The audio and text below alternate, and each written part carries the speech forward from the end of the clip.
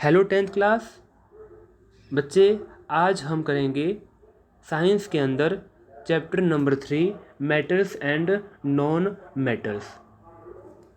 बच्चे, इस चैप्टर को शुरू करने के पहले मैं कुछ आपको बातें बताऊंगा जो कि आपको आनी ही चाहिए इस चैप्टर को स्टार्ट करने के पहले, और वो है कुछ बेसिक कंसेप्ट, जिसमें से सबसे पहले तो ये आता है कि आपको फ्रॉम 1 to 20 1 से लेके 20 तक एलिमेंट के नाम, उनकी एटॉमिक नंबर, उनका mass number and most important उनकी वैलेंसी आपको आनी ही चाहिए। दूसरी बात, सबसे पहले आपको बच्चे कुछ गिने चुने ऐसे भी एलिमेंट हैं जो 20 के ऊपर होते हैं, गिने चुने हैं, ज़्यादा नहीं है, 7 या 8 ही हैं, जो 20 के ऊपर होते हैं और 10th क्लास में बार बार रिपीट होते हैं। उनकी भी आपको बच्चे वैलेंसी आनी चाहिए, like cobalt, copper, iron, silver, gold, bromine, iodine, निकल, बैरियम। ये बच्चे ऐसे एलिमेंट हैं जो कई बार आपको दिखेंगे, जो कि 1 से 20 तक नहीं होते, होते हैं उनके बाहर के एलिमेंट, ऊपर के एलिमेंट होते हैं, लेकिन बच्चे ये बार बार रिपीट होते हैं। तो जो भी आपको नोट्स चाहिए ये सब मैं आपको भेज दूंगा, जिसकी मैं बात कर रहा हूँ बेसिक कंसेप्ट की, और मैंने इसकी वीडियो बना रखी है, वहाँ से आप देख सकते हो जिसको उसमें डाउट होता है। अगली बात बच्चे, आपको पता होना चाहिए कुछ गिने चुने आयंस हैं, हालांकि आयंस तो बहुत सारे होते हैं। आपने 9th क्लास के चैप्टर नंबर 3 में जब आपने किया होगा एटम्स एंड मॉलिक्यूल्स, उसमें आपने देखा होगा टेबल में बहुत सारे आयंस होते हैं। तो बच्चे आयंस तो बहुत सारे हैं, लेकिन 10th क्लास में जो बार बार रिपीट होता है, जो आपको दिखता है 1 से लेके 5 तक के चैप्टर में, केमिस्ट्री के चैप्टर में, वो कुछ गिने चुने आयंस हैं, 7 या 8 हैं, जिनकी आपको चार्ज पता होनी चाहिए। जैसे मैं कहूँ सल्फेट, तो सल्फेट का फार्मूला होता है SO4 और चार्ज होता है 2 नेगेटिव। तो बच्चे ये आपको हर आयंस का फार्मूला और हर आयंस के ऊपर चार्ज कुछ गिने चुने हैं 7 या 8, वो याद होना चाहिए। आयंस की वैलेंसी क्या होती है? आयंस की वैलेंसी वही होती है जो आयंस का चार्ज होता है।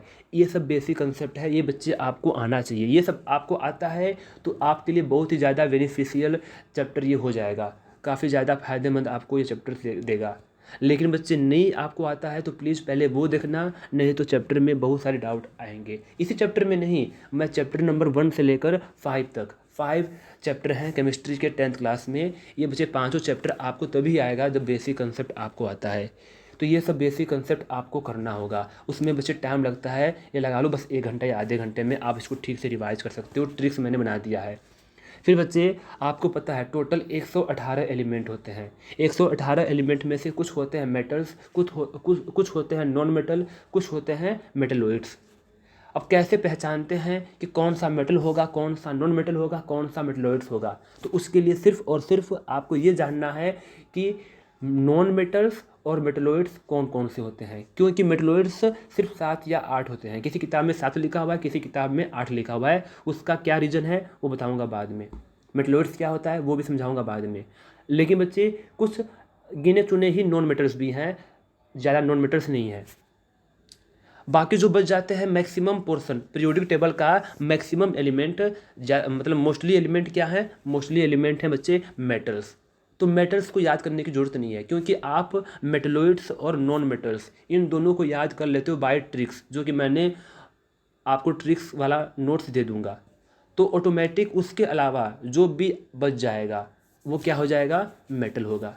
तो ये सब बेसिक कंसेप्ट है, ये आप सीख लेते हो पहले ही, तो आपको बच्चे बहुत ही आसानी हो जाएगी चैप्टर को समझने के लिए। अब आ जाओ चैप्टर पे बच्चे। चैप्टर नंबर 3 का नाम है मेटल्स एंड नॉन मेटल्स। सबसे पहले हम इस चैप्टर की शुरुआत करेंगे कि मेटल्स की एंड नॉन मेटल्स की क्या फिजिकल प्रॉपर्टी होती है। तो बच्चे, फिजिकल प्रॉपर्टी सबसे पहले सीखेंगे हम मेटल्स की, और इन प्रॉपर्टी के बेस पे मेटल्स और नॉन मेटल्स के बीच में क्या क्या डिफरेंस होता है। तो बच्चे, फर्स्ट फिजिकल प्रॉपर्टी होती है लस्टर। बच्चे, लस्टर का मीनिंग होती है चमक, शाइनिंग, कि कोई चीज़, कोई सब्सटेंस शाइनिंग कर रहा है या नहीं कर रहा है, चमक रहा है कि नहीं चमक रहा है, उसे बोलते हैं लस्टर। जो लस्टर बच्चे होता है ये प्रॉपर्टी शो करता है मेटल्स के द्वारा, यानी मेटल्स इसको बखूबी बहुत ही अच्छे से लस्टर करते हैं, यानी बहुत ही अच्छे से शाइनिंग करते हैं। ये लस्ट्रस होते हैं, कौन? मेटल्स।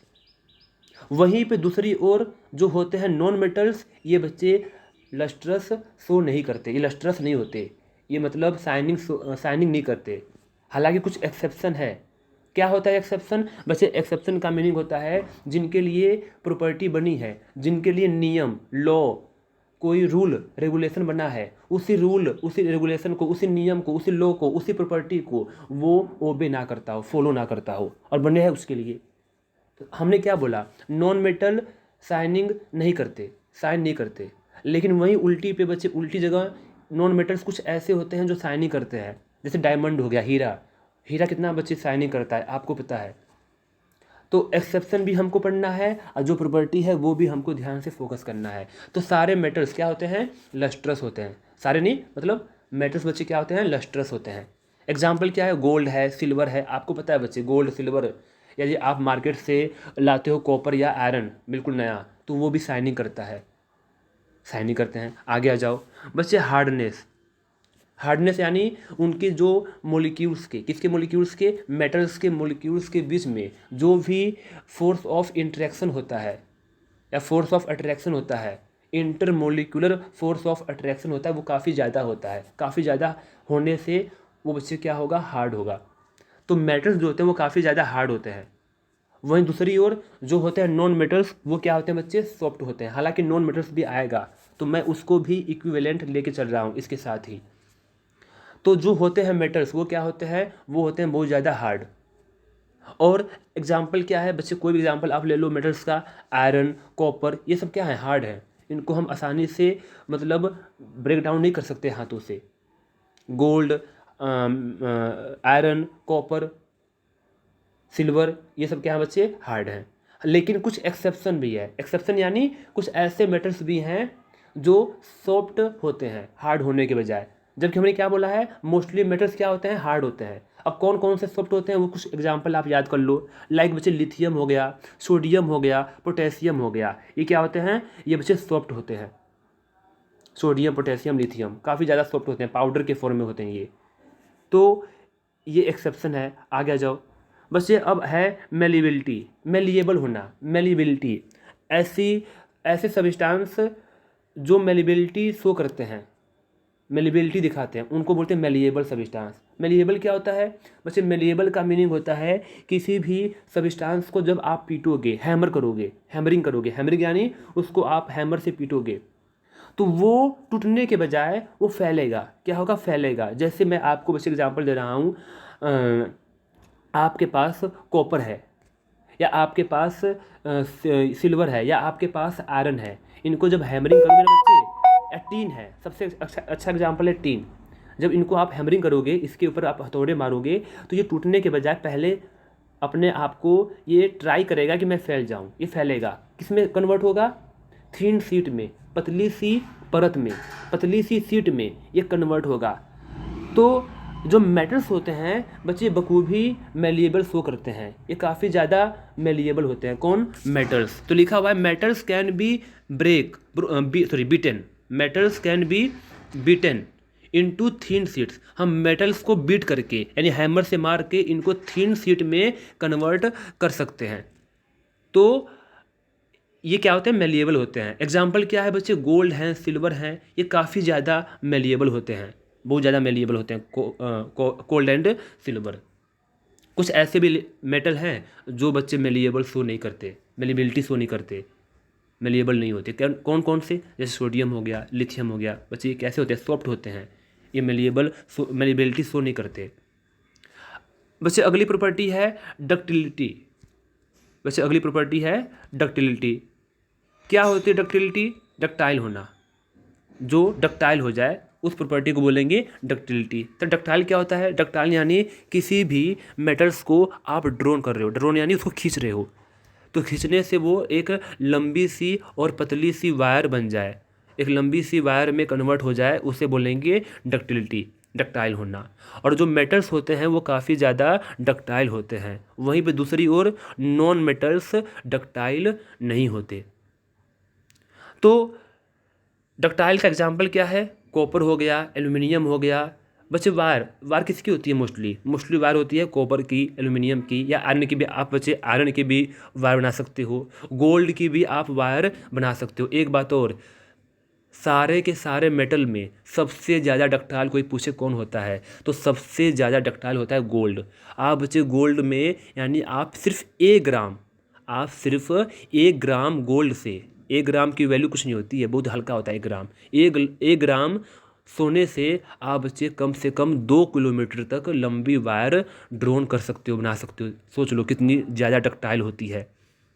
तो metals can be drone into thin wire, पतली सी वायर में ड्रोन खींचना, जिस मेटल्स को हम पतली सी वायर में खींच सके उसे क्या बोलेंगे, डक्टिलिटी बोलेंगे, डक्टाइल बोलेंगे।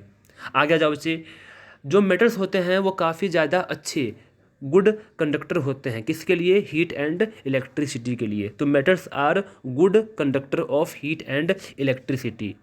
इसका मीनिंग क्या है बच्चे, ऐसे सब्सटेंस जो हीट या इलेक्ट्रिसिटी को, करंट को आसानी से पास होने दे, फ्लो होने दे, उसे बोलते हैं कंडक्टर। और मेटल्स काफ़ी ज़्यादा अच्छे कंडक्टर होते हैं मेटल्स।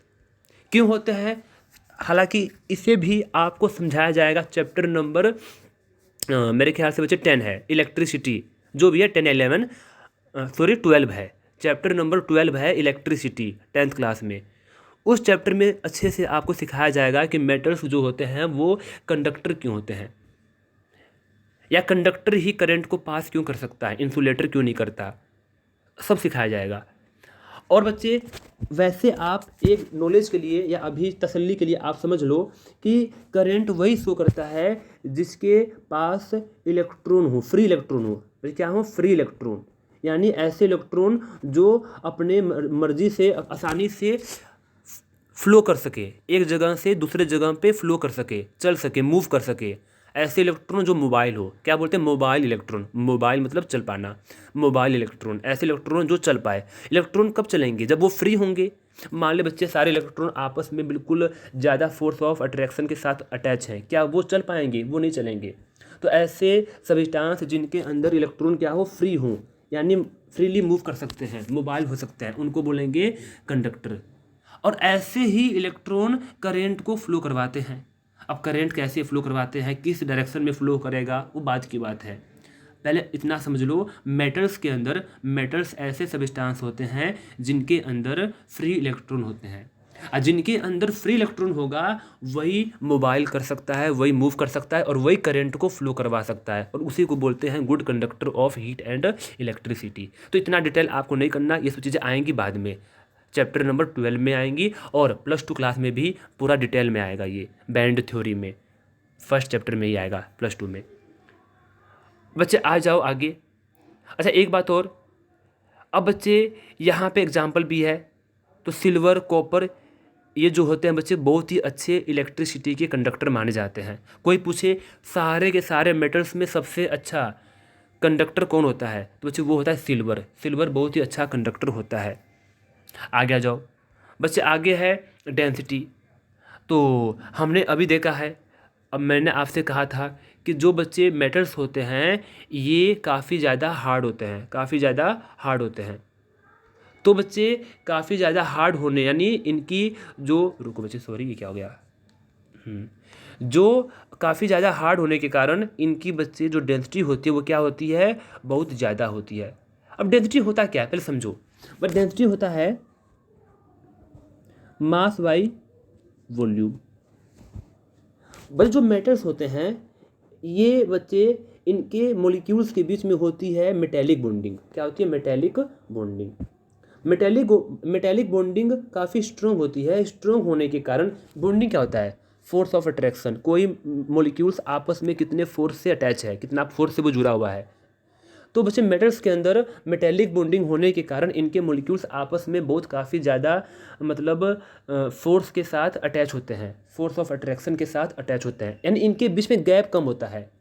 मॉलिक्यूल्स के बीच में गैप कम होता है, किसके अंदर, मेटल्स के अंदर। भाई गैप कम, यानी गैप कम होगा तो वो अपने आप को रहने के लिए कम जगह लेंगे, कम स्पेस लेंगे, यानी उनकी वॉल्यूम क्या होगी, कम होगी। वैसे वॉल्यूम कम होगी। और आपको पता है सिंपल मैथमेटिक्स है, जब वॉल्यूम कम होती है, डिनोमिनेटर जो मास बाय वॉल्यूम, किसी भी फ्रैक्शन में जब डिनोमिनेटर छोटा हो जाए, कम हो जाए, तो बच्चे उसकी जो वैल्यू होगी यानी डेंसिटी की वैल्यू होगी वो क्या हो जाएगी, ज़्यादा हो जाएगी।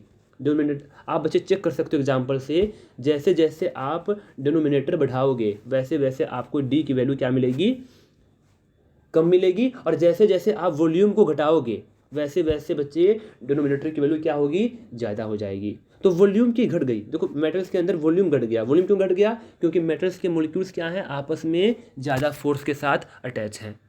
तो वॉल्यूम के घट जाने से बच्चे उसकी डेंसिटी क्या हो जाएगी, बढ़ जाएगी। तो वही लिखा हुआ है कि density generally metals have high density and high melting point.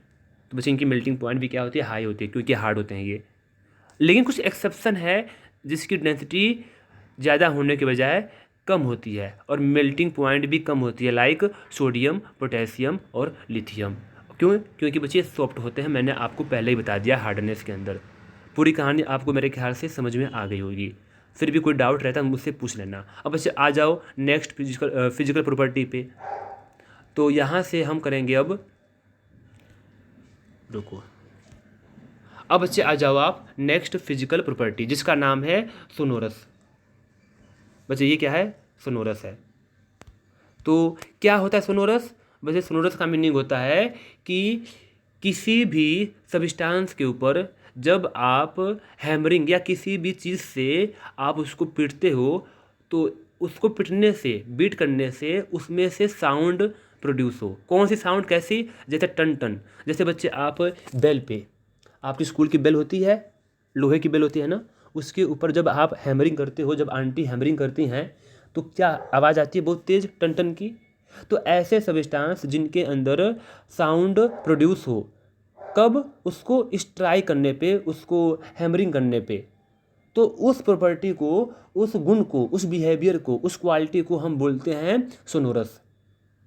और जो मेटल्स होते हैं वो काफ़ी ज़्यादा अच्छे सोनोरस होते हैं, यानी मेटल्स को आप जब भी हैमरिंग करोगे, स्ट्राइक करोगे तो वहाँ से टन टन की आवाज़, उसकी साउंड प्रोड्यूस होगी। तो metals are sonorous when metals strike to a hard surface. किसी हार्ड सरफेस से आप बच्चे उसको स्ट्राइक करवाओगे, दे प्रोड्यूस साउंड, वो साउंड को प्रोड्यूस करेगा। वहीं पे दूसरी ओर नॉन मेटल्स ऐसा नहीं करता। हाँ, कुछ मेटल्स ऐसे हैं जो नहीं भी करते हैं, वही सोडियम, पोटेशियम, वो एक्सेप्शन बच्चे रहेगा कई जगहों पे। तो मैंने हर जगहों पे मेंशन नहीं किया हुआ है, लेकिन उसको समझना कि वो एक्सेप्शन रहेगा कई जगहों पे। अब बच्चे आ जाओ इसके ऑक्साइड पे, इसके आ जाओ बच्चे आप ऑक्साइड पे। तो ऑक्साइड पे बच्चे मेटल्स जब भी ऑक्सीजन के साथ रिएक्शन करता है उसे बोलेंगे मेटेलिक ऑक्साइड। तो हम क्या पढ़ रहे हैं, मेटल पढ़ रहे हैं। तो बच्चे यहाँ पे जिक्र हुआ है ऑक्साइड का, तो ऑक्साइड का मीनिंग किसका ऑक्साइड, मेटल का ऑक्साइड, मेटेलिक ऑक्साइड। अब बच्चे इनकी प्रॉपर्टी क्या होती है, इनकी प्रॉपर्टी यानी ये एसिडिक होते हैं या बेसिक होते हैं, ये हमको जानना है। देखो यहाँ पे तो आपको रट्टा मारना है कि हाँ मेटेलिक ऑक्साइड क्या होता है बच्चे, बेसिक होता है। लेकिन आगे इसी चैप्टर में, आगे टॉपिक में आएगा कि मेटेलिक ऑक्साइड आपका बेसिक क्यों होता है। यानी जब हम मेटेलिक ऑक्साइड को एसिड के साथ रिएक्शन करेंगे तो वो हमको देगा साल्ट और वाटर। साल्ट तभी मिलता है जब एसिड या बेस आपस में रिएक्शन करके क्या दे, जब रिएक्शन करें, जब एसिड या बेस रिएक्शन करें तभी बच्चे साल्ट मिलता है और वाटर मिलता है। तो उस फिनोमिना के अकॉर्डिंग हमने कहा कि जो मेटेलिक ऑक्साइड होता है वो क्या होता है बच्चे, एसिडिक होता है, सॉरी बेसिक होता है। दूसरी बात, जो मैंने बातें आपको समझाई है जस्ट अभी रिएक्शन के बारे में, ये आपके ऊपर से गया होगा, आई नो, मैं जानता हूँ, लेकिन वो आएगा, आगे आएगा तो उसको मैं डिटेल में समझाऊंगा अच्छे से। अभी बस इतना जान लो कि मेटेलिक ऑक्साइड क्या होता है, बेसिक होता है। ये आपको याद करना होगा फिलहाल कुछ टाइम के लिए, 1-2 दिन के लिए बस, बाकी उसके बाद आपको कंसेप्ट मिल जाएगा क्यों होता है एसिडिक, बेसिक। ऐसे बच्चे जब हम करेंगे नॉन मेटेलिक ऑक्साइड, ऐसे ही आगे आएगा नॉन मेटेलिक ऑक्साइड, वो क्या होता है, वो होता है एसिडिक इन नेचर, वो बच्चे होगा एसिडिक। अब कैसे हुआ एसिडिक, कैसे हुआ बेसिक, क्या इसके पीछे कंसेप्ट है, सब आपको समझाया जाएगा बच्चे। अब आ जाओ physical property of non metal. बच्चे physical property of non metal, तो ये समझने के लिए काफ़ी आप अब आसान आपके लिए हो जाएगा, क्योंकि हमने बच्चे मेटल्स का समझ लिया है फिजिकल प्रॉपर्टी, उसका जस्ट अपोजिट ये प्रॉपर्टी शो करेगा। नॉन मेटल्स अपनी प्रॉपर्टी शो करेगा जस्ट अपोजिट, उसका जस्ट उल्टा, किसका उल्टा? मेटल्स का उल्टा। कुछ मामले में एक्सेप्शन भी आपको यहाँ पे मिलेगा, जैसे वहाँ पे एक्सेप्शन मिल रहा था। तो बच्चे पहले आ जाओ लस्ट्रस पे। तो मैंने आपको समझा दिया कि जो नॉन मेटल्स होते हैं वो लस्ट्रस शो नहीं करते, वो लस्ट्रस नहीं होते, यानी वो चमकीले नहीं होते, वो शाइनिंग नहीं करेंगे। लेकिन सबसे बढ़िया एग्जाम्पल कौन है बच्चे? सबसे बढ़िया एग्जाम्पल है वो डायमंड। जो डायमंड होता है वो लस्ट्रस शो करता है। एक्सेप्शन में क्या आएगा? डायमंड आएगा। डायमंड किससे बना हुआ है? कार्बन से बना हुआ है। कार्बन क्या है? Non metal. बस ऐसे ही आयोडीन है, आयोडीन भी थोड़ा बहुत शाइनिंग करता है, आयोडीन भी चमकता है, आयोडीन। बस आगे आ जाओ, हार्डनेस। तो मैंने आपको ऑलरेडी समझा दिया है, जो होते हैं मेटल्स वो ज़्यादा हार्ड होते हैं, जो होते हैं नॉन मेटल्स वो क्या होते हैं बच्चे? सॉफ्ट होते हैं। तो सॉफ्ट तो होते हैं, ठीक है, लेकिन कुछ एक्सेप्शन भी है, डायमंड। और आपको पता है दुनिया का सबसे ज़्यादा स्ट्रोंगेस्ट सबस्टांस कौन सा है? डायमंड है। सबसे ज़्यादा स्ट्रोंग सबस्टांस है डायमंड। और किससे बना हुआ है बच्चे? ये कार्बन से ही बना हुआ है। तो कार्बन क्या है? Non metal. डायमंड भी क्या होगा? Non metal. बच्चे अब आ जाओ स्टेट पे। जो आपके नॉन मेटल्स होते हैं बच्चे, ये जनरली कौन से स्टेट में होते हैं? इनकी अवस्था क्या होती है? आपको मोस्टली क्या, बहुत सारे ही, मतलब एक दो को छोड़ के बताऊंगा बाद में। मोस्टली जो नॉन मेटल्स होते हैं वो एग्जिस्ट करेंगे कौन कौन से स्टेट में? सॉलिड स्टेट में या गैसियस स्टेट में। सॉलिड स्टेट में या गैसियस स्टेट में। जैसे बच्चे कार्बन का मैंने एग्जांपल दिया था। कार्बन किस, जो डायमंड है वो किससे बना हुआ है? कार्बन। कोयला हो गया, ग्रेफाइट हो गया, किससे बना हुआ है? कार्बन। ये कौन से स्टेट में होते हैं? सॉलिड के स्टेट में होते हैं। बस ये नाइट्रोजन गैस हो गया, ऑक्सीजन गैस हो गया, हाइड्रोजन गैस हो गया, नियोन गैस हो गया, नोबल गैस हो गई। ये सब गैस क्या होती हैं? बस ये होती हैं गैस के रूप में, गैस के फॉर्म में एग्जिस्ट करती हैं। ये क्या होते हैं? ये होते हैं नॉन मेटल्स। तो नॉन मेटल्स या तो बनेगा गैस के रूप में रहेगा, या तो बच्चे रहेगा सॉलिड के फॉर्म में। अब यहाँ पे एक एक्सेप्शन है बच्चे, वो एक्सेप्शन है ब्रोमीन। ब्रोमीन एक अकेला ऐसा नॉन मेटल है जो रूम टेम्परेचर पे बच्चे होता है लिक्विड। वैसे नॉन मेटल्स लिक्विड नहीं होते, पहली बात सुन लो। बस एक ही एक्सेप्शन है, ब्रोमीन है। ब्रोमीन क्या है? Non metals. इसको होना चाहिए था रूल के हिसाब से सॉलिड या गैस, बट है क्या ये? लिक्विड। तो क्वेश्चन पूछता है रूम टेम्परेचर पे ऐसा कौन सा मेटल है जो क्या होता है? लिक्विड होता है। वो होता है ब्रोमीन, नॉन मेटल्स। एक बात और, ऐसे ही बच्चे आ जाओ मेटल्स के ऊपर। ये टॉपिक मैंने वहाँ पे नहीं करवाया था। मेटल्स के अंदर भी ऐसा एक लिक्विड, सॉरी, ऐसा एक मेटल्स होता है जो रूम टेम्परेचर पे लिक्विड होता है, वो होता है मरकरी। तो यहाँ से दो क्वेश्चन पूछेगा, कंफ्यूज होने की जरूरत नहीं है। आपसे पूछ सकता है ऐसा कौन सा मेटल है जो रूम टेम्परेचर के ऊपर लिक्विड होता है? वो होता है मरकरी, जिसका सिंबल होता है Hg। Hg इसका बच्चे सिंबल होता है। और ऐसे ही पूछेगा आपसे ऐसा कौन सा नॉन मेटल है जो रूम टेम्परेचर पे लिक्विड होता है? बच्चे वो होता है ब्रोमीन, और ब्रोमीन का सिंबल होता है Br, ब्रोमीन। आगे आ जाओ। हाँ, वैसे मेटल कौन से स्टेट में प्रेजेंट रहते हैं? वो होते हैं सॉलिड के स्टेट में। सारे मेटल्स होते हैं सॉलिड के रूप में, मरकरी को छोड़ के। मरकरी बच्चे होता है liquid in the at the room temperature.